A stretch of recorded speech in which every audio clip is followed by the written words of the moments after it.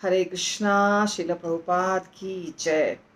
श्रीमद् भागवतम स्कंद 1 अध्याय 2 श्लोक संख्या 20। इसका हम उच्चारण सीखेंगे। एवं प्रसन्न मनसो भगवत भक्ति योगतः भगवत तत्व विज्ञानम मुक्त संगस्य जायते। एवं इस प्रकार प्रसन्न स्फूर्त मनसः मन से भगवत भक्ति भगवान की भक्ति के योगतः संपर्क से भगवत भगवान का तत्व ज्ञान तत्व यानी ज्ञान विज्ञानम वैज्ञानिक मुक्त मुक्त हुआ संगस्य संगति का जायते हो जाता है। इस प्रकार शुद्ध सत्व में स्थित होकर जिस मनुष्य का मन भगवान की भक्ति के संसर्ग से प्रसन्न हो चुका होता है, उसे समस्त भौतिक संगति से मुक्त होने पर भगवान का सही वैज्ञानिक ज्ञान विज्ञान तत्व प्राप्त होता है। श्लोक का उच्चारण हम सीखेंगे। एवं प्रसन्न मनसो, यहाँ पे रुकना है थोड़ा सा। भगवत भक्ति योगतः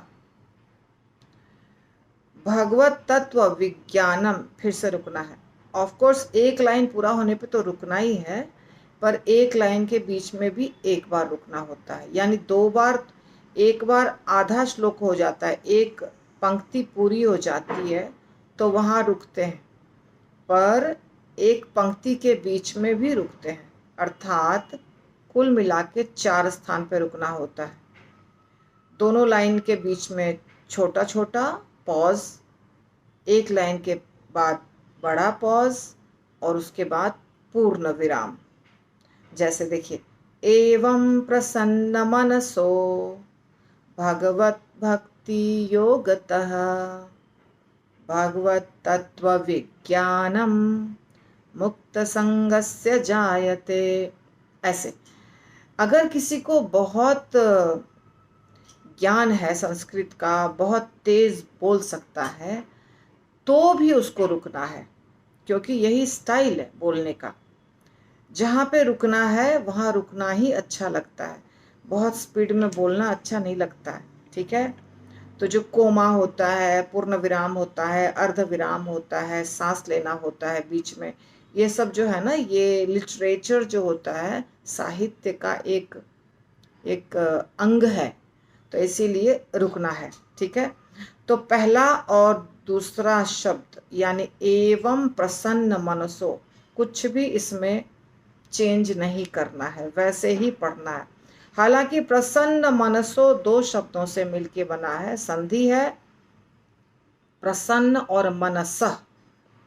मनसः में विसर्ग है मनसः, पर जब पढ़ेंगे तो मनसो।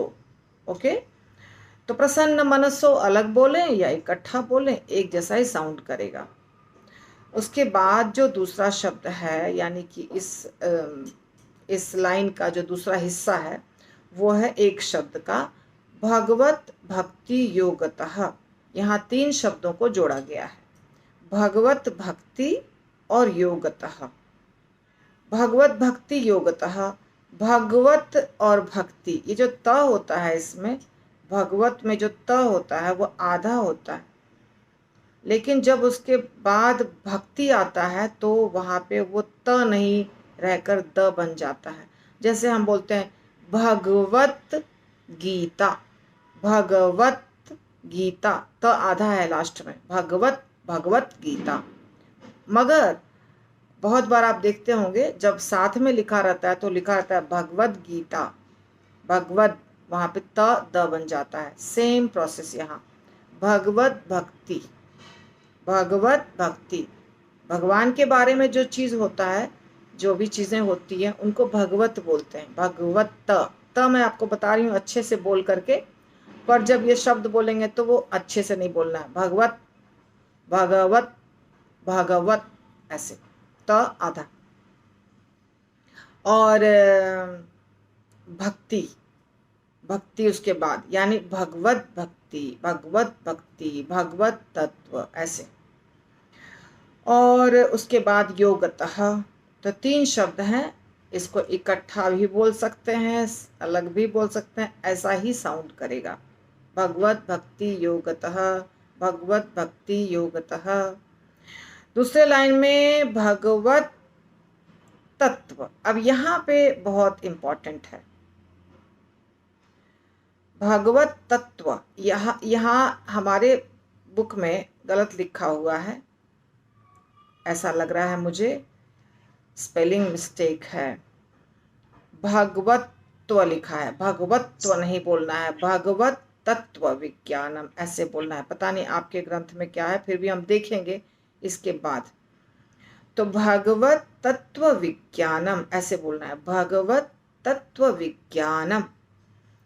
और फिर उसके बाद मुक्त संगस्य जायते, तो मुक्त संगस्य या भगवत तत्व विज्ञानम, इसको अलग अलग बोलेंगे, एक साथ बोलेंगे, मतलब संधि का विच्छेद करेंगे या संधि का विच्छेद नहीं करेंगे, सुनाई एक जैसा ही देगा। भगवत तत्व विज्ञानम और मुक्त संगस्य,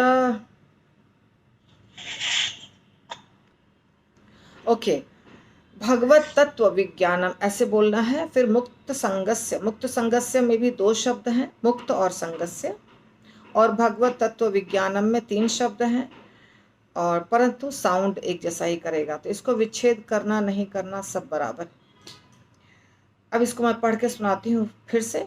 एवं प्रसन्न मनसो भगवत भक्ति योगतः, भगवत तत्व विज्ञानम मुक्त संगस्य जायते।